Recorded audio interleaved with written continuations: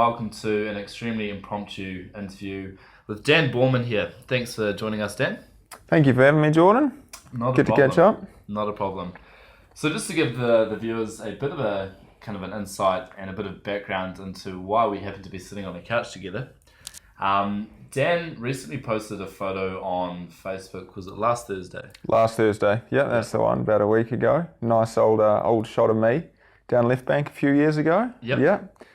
Yeah, it was a photo, I think it was 2012, the photo. It was me about a box of 8% Cody's deep, and definitely seen better days.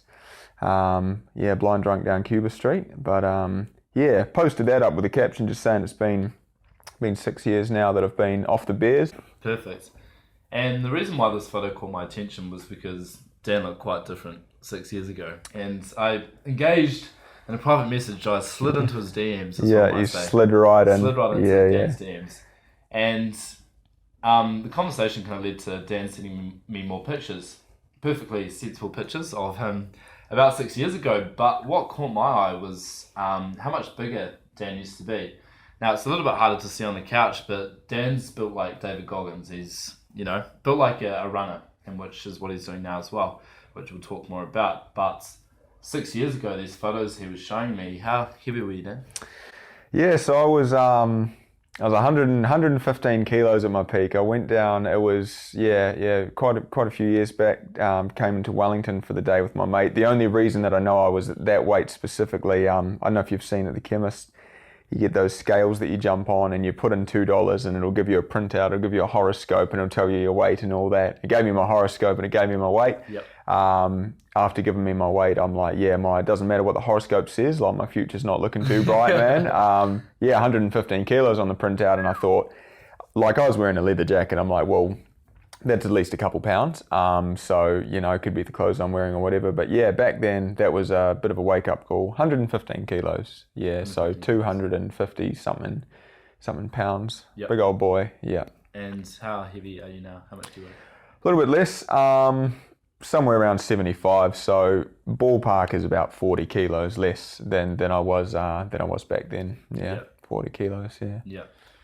So huge weight loss journey over the period of 6 years? Last 6 years has been the guts of the weight loss. Yep. Yeah. Cool. And I think as a personal trainer myself, I have to work with people with a variety of different goals, and weight loss tends to be one of the most common goals, right? Body composition wise.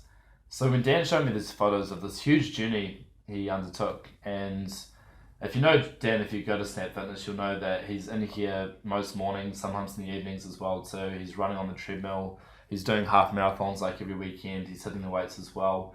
He's kind of like the picture of health. He's, as you said, not drinking, exercising. And for the longest time, I've known Dan for probably a year and a half now. He actually cuts my hair, which is what we were doing about half an hour ago before this interview. Dan's always just been someone that, looks fit and healthy, and it seemed that he's always been that way. But these photos kind of showed that wasn't always the case. So my next question, Dan, is back when you were 115 kg, I'm guessing you're probably a little bit unhappy, a little bit unhealthy.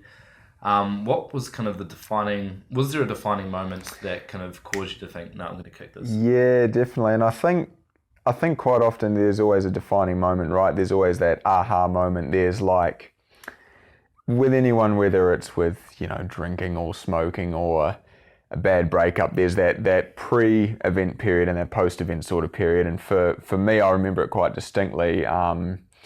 Several years back, I just felt so crap every day. I mean, I was confident enough, right? There was a real contrast. Like I was as confident back then as I am now. I had no shortage of confidence, but to look at me was a bit of a contrast with kind of how I outwardly projected myself back then. I remember one night I went to a party, and on the way to the party we got Macca's. Grabbed a Macca's, went to the party. Vodka Cruisers, fish and chips followed. The next morning I'm waiting for the bus. I grabbed Burger King. Big Burger King for myself, big dirty meal, Coke, full sugar and all the rest. But I got some more Burger King to take away, and I took that home that day. And I went home and I pulled my cold burger out of my bag, and I was hungover as hell. I was only about 16 at the time, and I was stood on the patio eating this burger, and I remember thinking, why do I feel so crap? Like, why? Just not mentally, but every just fiber of my being just felt just sluggish and just sad and just gross. And I was looking at what I was doing, and I'm thinking, this probably isn't helping, right? This is probably the main culprit. The 3 Maccas and Burger Kings within a 24-hour period, washed down with vodka cruisers and all that. And I think like giving up smoking, giving up drinking, you always tell yourself, soon I'll fix this, soon I'll kick the habit, It had kind of been in the back of my mind, like, I need to lose some weight. And the next morning I woke up and I decided, this is me now. I'm just gonna sort this out, gonna kick this. I think for me, the motivation had been, a lot of people, whether it's magazines you read or TV or media, you idolize a certain body type, right? You see a certain type of person, you think, I don't look like that, but I admire that person for how they look. And for me, like, I was always like just real music fanboy, and all the rock stars and that from the 80s and the whenever, you'd look at it, and I'm like, you look at Guns N' Roses, you look at Def Leppard, okay, some of them have gone too far the other way. They're probably not. Just living off drugs. Living off drugs. Maybe not the best physique to aim for, but you look at all these guys and they're men, they're dudes, they got 6-packs, and they just look cool and they look good, I had the long hair, as you see in the photos, I like the long hair thing, but from the neck down, I'm thinking, I don't fit into that lineup of what I want, and it's not just to say, like, if I lose weight, I'm going to be a rock star. It's nothing like that. It's more so, this is just, in all these photos, this is just what a lad looks like. And I don't look like that. And I'm 16 years old, and look at the size of me. What am I up to, To stay fat, to stay obese, right? I'm not going to say fat, like I was obese. I was, my BMI and my everything. I go to the doctor, my height stays the same. I keep going out at the waist, the ratios weren't there. So that's kind of the defining moment, the why behind why you decided to go through this transformational journey. And you woke up the next morning and thinking, cool, this is when I start. This is me, So how did you start? What actions did you take? What little steps did you take on this journey in order to improve yourself? I remember I woke up that day and I was just like, right, small breakfast, couple scrambled eggs, cool. Let's go for a run. And then I sort of, you ever look at yourself, you're like, probably won't run yet. I've never run, let's be honest with ourselves. So yeah, small breakfast. And then I think for lunch I just made myself a sandwich, and I was real hyped for it. And I remember that first day on the same patio, I'd been having that sort of Burger King revelation the day before. I'm sat there having my sandwich. I'm like, this is awesome, man. This thing's full of salad. Like, I'm going to have another one. And I told my mum, like, Mum, I'm so hyped for this diet thing. I'm going to have another sandwich. She's like, no, you're not. That's enough. That's cool. That was enough. Like, the sandwich was a good idea. Don't go having lots of them because that's sort of how you got here. Okay, cool. So yeah, stayed on one sandwich, signed up for the gym that day, signed up for the gym in Martinborough where I'm from. Yeah, the day after. Yep. So the healthy eating and the gym, and you and your business and doing what you're doing, you will know that the diet, that's that 80-20 thing, right? There was so much of it, right? So I went on the exercise cycle for an hour every night. I was never stood up on the pedals. I was breaking a sweat, but I just sat down for exactly an hour. Yeah. Watched TV. It was this little boutique gym in the Wairarapa, but no one else ever there. Have my towel on my shoulder on the exercise cycle. I was using my legs, not my arms, mind. But just an hour a night. Smashing green tea.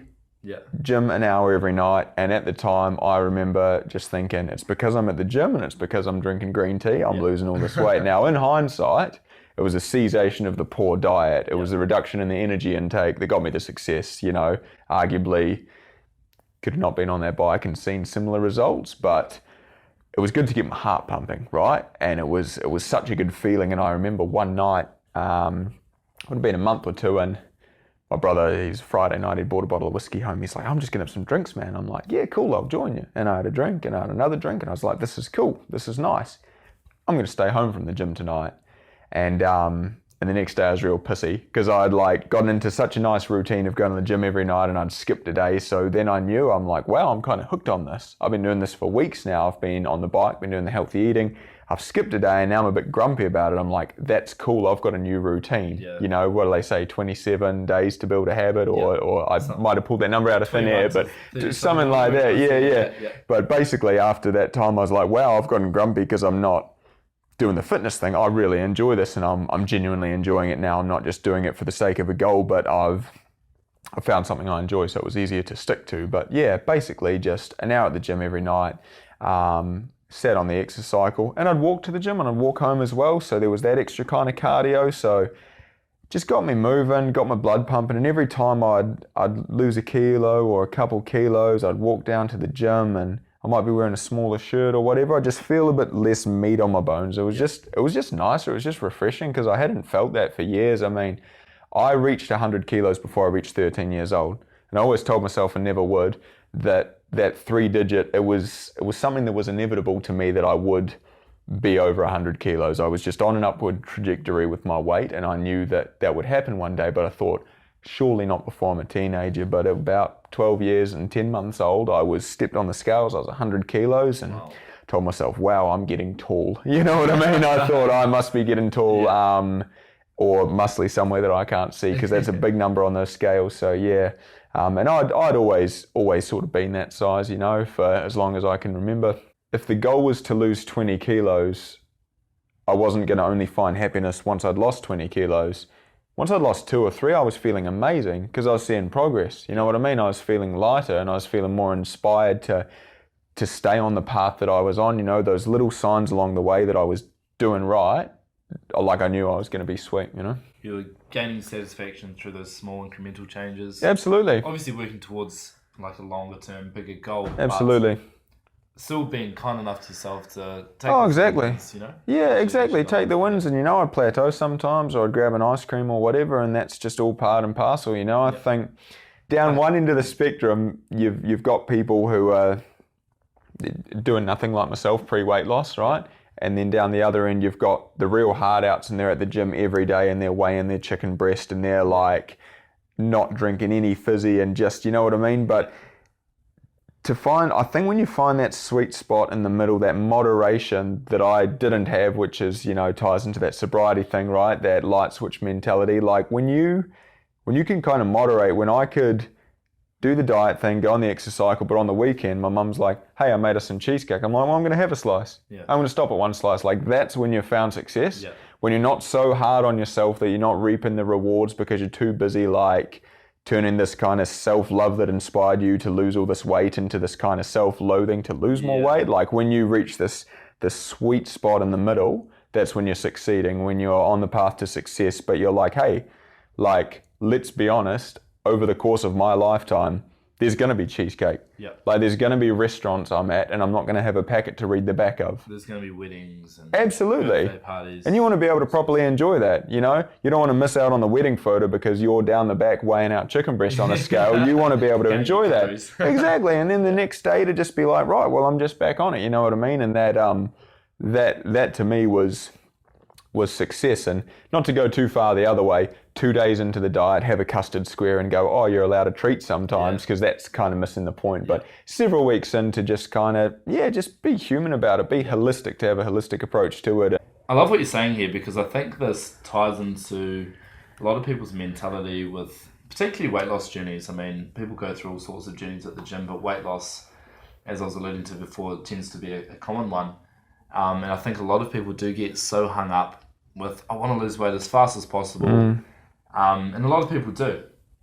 But a lot of people then regress because the way they lost weight that fast was an unattainable, unhealthy way, and something that they can't maintain over a long period of time. So in order, I guess, to achieve that long-term success and that long-term happiness, although it can be hard to be in a state of moderation all the time, I think the better you get at learning it and the happier you are with those smaller incremental changes, the better long-term success you have.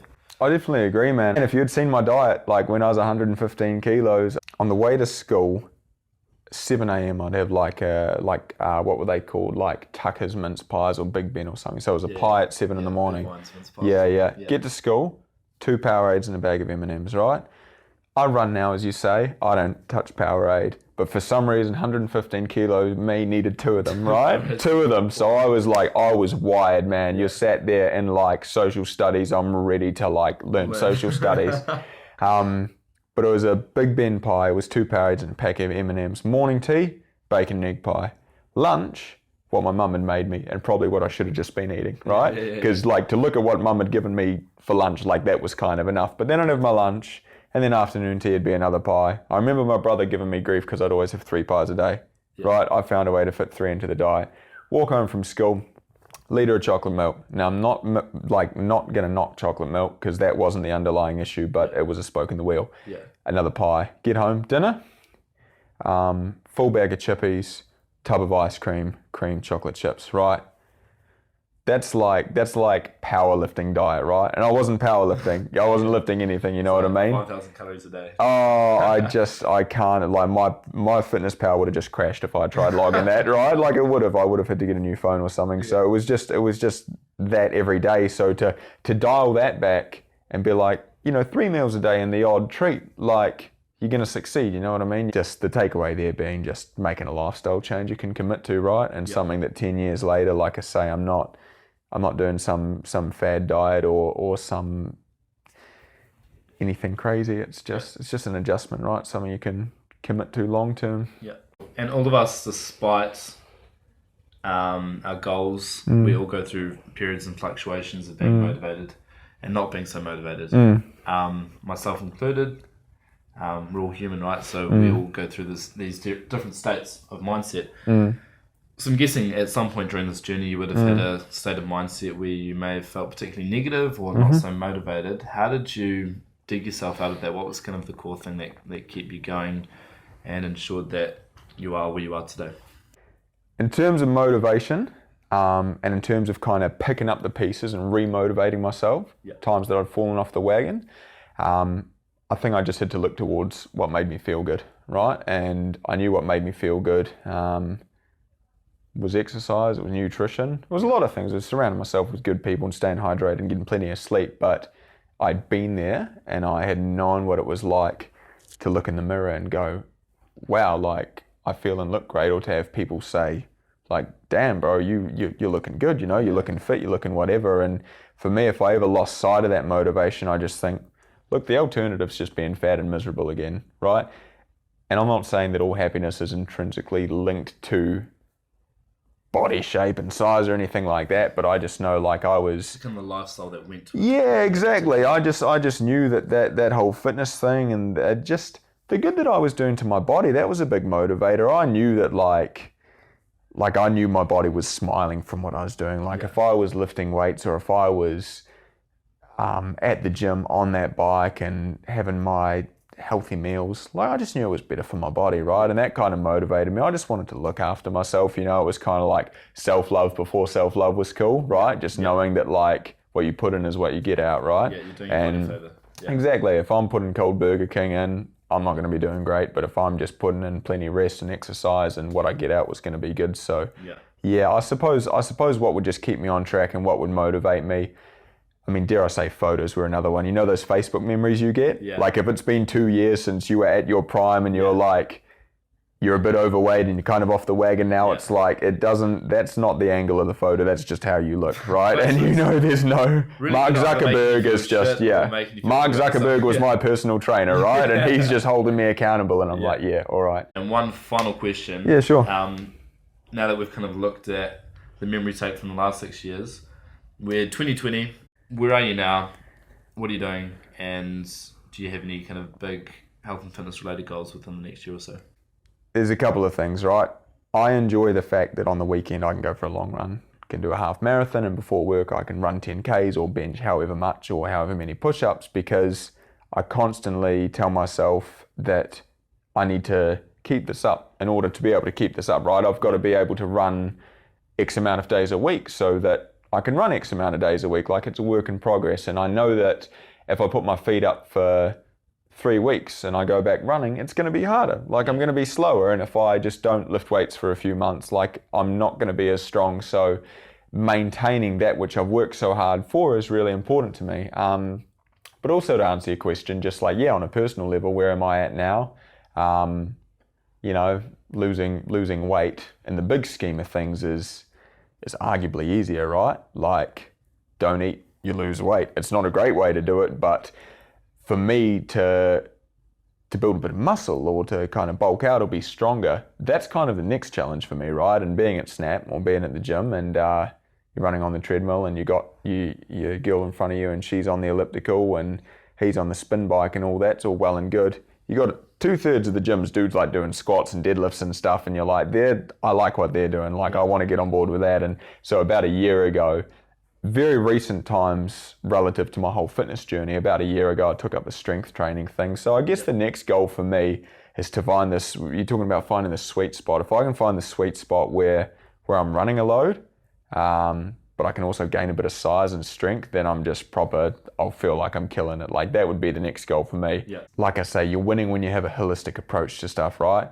Like, I won't be able to carry on my entire life on a lifestyle that is weighing food portions or being hard on myself or beating myself up. Like, that's not sustainable, and it's kind of undermines fitness and all of that as a whole. If the reward at the end of the day is just being hard on yourself and just holding yourself too accountable and being nasty, it's like, what are you even doing? Why are you at the gym 7 days a week? Yeah. You look in the mirror and you're like, he's a piece of shit. Like, what's that even for? Stay home and don't do anything and feel sorry for yourself, right? Yeah. So, like, if I keep working towards this sweet spot where everything I do is holistic and mindful and it's all for the greater good, you know, like, have a rest day or have a cheat meal. Yeah. And still love yourself as much, then you're golden. Then you're just in the sweet spot, and then you've succeeded, I guess. Yeah. No, hugely inspirational to hear the story, Dan.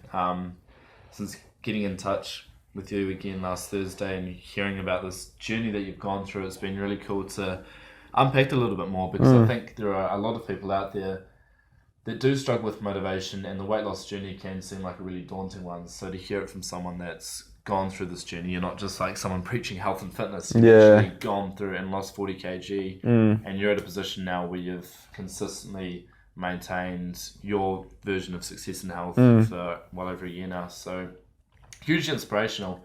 For anyone watching, I'm sure Dan would be happy to answer any questions that are left kind of in the comments or wherever you put the question. Absolutely. Slide into my DMs like Jordan has. Yeah, it's pretty easy to. Yeah, I ended up at his house, so what do you know? Yeah, exactly. Nice one. I hope everyone's got something out of that, because I certainly have. And I think there's a lot of value in what you've had to say. Nice one. Cheers for having me. Appreciate it, Dan. Absolutely. Legend. Parting words for you. Whatever people untap and whatever people find within themselves, like, it was always there.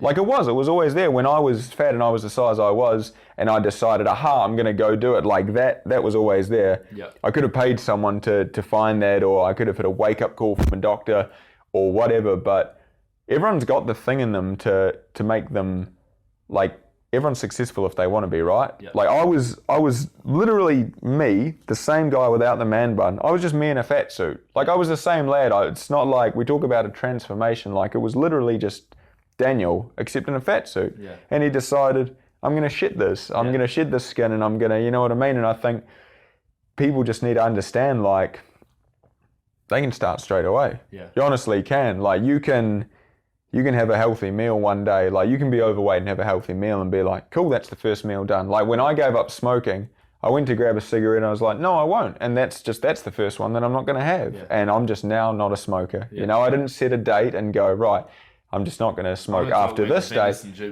Nothing like that. You wake up one morning, you're like, you wake up one morning, it's 8 o'clock. Cool. I'm 8 hours into my diet. Yeah. I'm 8 hours into being a non-smoker or a non-drinker. You know what I mean? Yeah, I think we've all got it within us to be successful, and I just think people are too hard on themselves. They don't give themselves enough credit. Most of all, be kind to yourself, because people are too hard on themselves, right? Have a chamomile tea and a lay-in one day, and then work out the other 6 days.